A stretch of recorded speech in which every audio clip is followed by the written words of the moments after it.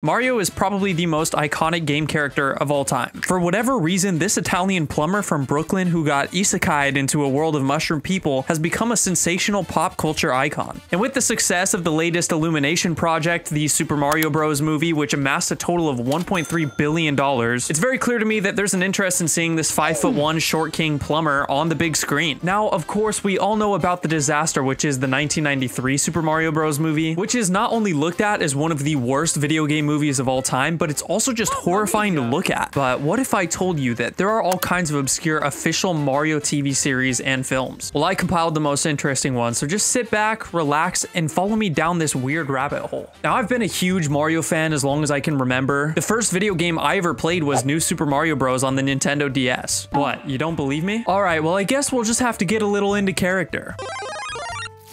Alright, now I think we're ready to begin. To understand how the show works, I first need to explain to you what a Terabiko is. So the Terabiko is an interactive gaming console for the VHS released by Bandai in Japan in 1988. But eventually, it did make its way to the United States as the See and Say in 1989. It's supposed to be used for education, and the gameplay often includes picking up the phone when it rings and hearing audio play through the speaker. And you also have to choose one of the 4 colored buttons in correspondence with the screen. But in my opinion, it's pretty arguable how much a child is learning through this. Well, the short Mario and Yoshi's Adventureland runs at about 28 minutes in length, and the plot is exactly what you would expect from a Mario story to be. So Mario and Luigi set off for a place called Dinosaur Land after Princess Peach sends them a postcard and asks them to come visit. But when they arrive, they're greeted by nobody else except Bowser. He tells them that he's kidnapped the princess, and if they want to retrieve her, they're going to have to travel to the castle and defeat all of his minions scattered throughout the land. They team up with multiple Yoshis throughout the way, and whenever there's opposition, you have to pick up the phone and choose the correct answer. For example, this question that asks which group has the most enemies. It's definitely an interesting concept, but as a kid, I'm just gonna mash every button until I get the right answer. And I don't know if choosing between the group of Koopas or charging Chucks really provides that much educational value. It's actually a pretty cute, wholesome program, but it was really interesting to see Mario outside of his typical video game setting, especially because of how old it is. It feels like it's something that I should know exists, but didn't. It's so familiar, yet so foreign. King Koopa's Cool Cartoons. This was a live-action program aired on American TV as a spin-off of the Super Mario Super Show. We'll talk about that one later. This series had 65 episodes and is known as a wraparound program. Essentially, the first half airs in the beginning, and then there's a completely unrelated program in the middle, and then it wraps around at the end as a conclusion. It's kind of like a TV sandwich. It featured King Koopa as the main MC, and typically had a live audience of children who would wear Koopa-themed helmets and t-shirts, whom he would call his Koopa Troopas. Are you a trooper?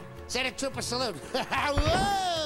And the show would typically end with a raffle where one of the kids wins a prize. Apparently, this show actually had pretty high ratings, but was canceled after 1 season. It's unknown exactly why, but it is rumored that Michael Eisner, the former president of the Walt Disney Company, had something to do with it. I honestly found the show to be really creepy. Maybe it's just my brain rot from how much YouTube analog horror breakdowns I've seen over the years, but seeing this weird humanoid Bowser was just kind of a weird creative choice overall. But there is actually very little footage from the show. It's considered lost media, although there is a group of people who are actively searching for more. The Super Mario Bros. Super Show. I'm sure we all know this show. They have the absolutely iconic intro rap song. With the Mario Brothers and plumbing's a game. And who could forget the closer, Do the Mario? I distinctly remember this music from a kid, and it still slaps. The show flips between live action and cartoon, which was certainly a choice, but the actual cartoon and live action sitcom are separate things, only being connected by screen time. The live action is typically pretty short with a couple jokes or gags, and usually features some sort of celebrity cameo, for example, Magic Johnson's amazing acting. Mario, Luigi, I'm really glad you guys are gonna help me practice. As for the cartoon side of the program, apparently the team found it really difficult to create a story from just the video games, which we've definitely learned in recent years is not a very good sign. They decided to approach this by having a theme for each episode inspired by popular stories. This can make for really great, interesting episodes, or for some disasters. For example, the Aladdin episode, which definitely shouldn't have aired to children. Me join a harem? Oh, give me a break.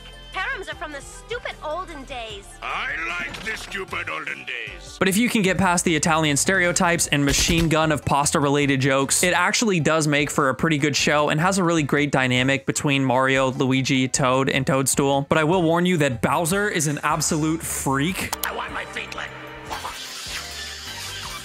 I could not believe my eyes when I saw this. Anyways, we all know this one, so let's just move on. Mario Kirby Meisaku. This is an 18-minute short released in Japan on the VHS, with the first 5 minutes being dedicated to Mario and then the second half being focused on a story about Kirby. Similar to Yoshi's Adventureland, this is another educational video with the purpose of teaching children kanji. The Chinese character is used in Japanese. For the most part, the screen displays hiragana, katakana, and the occasional kanji character. Then in the upper left-hand corner is the illustrations, which I assume is just to keep the children engaged with what's going on in the program. It's a short story of Mario essentially getting into a fight with Wario to retrieve Peach's manga, which had been stolen. And on the cute scale, this show is getting a 10 out of 10, especially with Mario being featured in this with adorable bunny ears. Overall, it's just a very fun short if you understand a little of Japanese. Super Mario's Fire Brigade. Animated by Toei Animation, yes, the people that make One Piece, this short apparently served as some kind of fire safety public service announcement, although there's no clarity as to how this was distributed. But the short begins with two kids playing Mario when their mother approaches them and asks if they'll go to the store and buy a list of groceries for her. It's at this time that the girl discovers some fireworks and goes outside with her little brother to light them on, which causes a fire. This is when Mario and Luigi enter. They can smell the smoke and they come to the rescue. After putting it out, they warn the two children about the dangers of fire. And this is one of the weirder animations depicting Mario and Luigi. I mean, they're just so big. Like, look at their head proportions compared to the other characters. They're just so goofy to look at. It's definitely one of the less visual appealing animations. Overall, it's a decently wholesome short, but takes a brief dark turn when one of the neighbors' homes catches on fire. The Mario Bros show up and they save the family that's stuck inside of the house. They end up being successful, but could you imagine if it was a gas leak? Luigi, I think it's this way.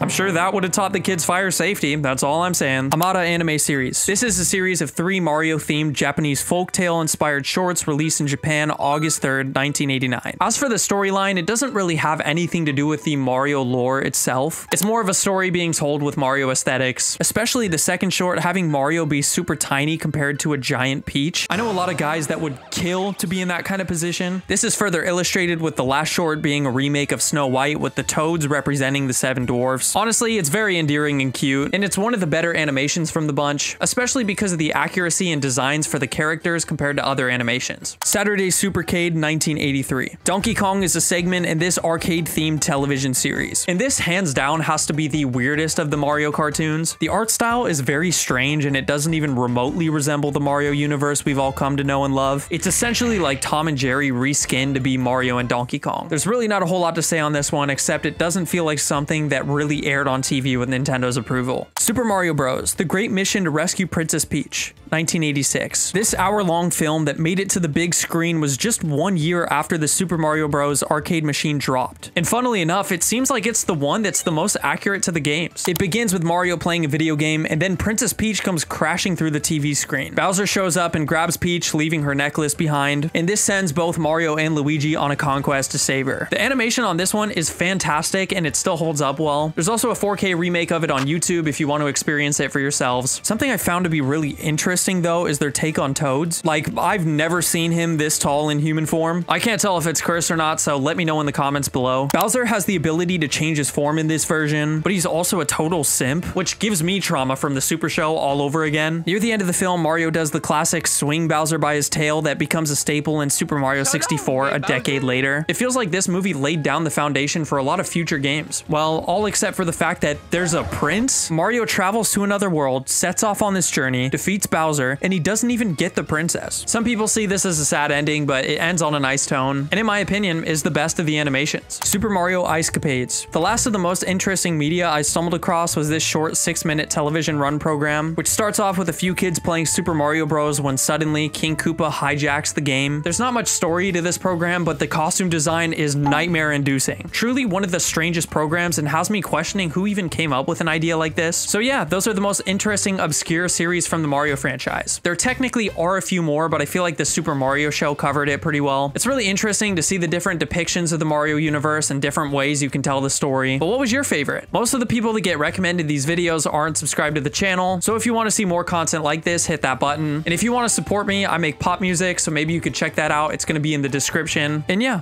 peace out.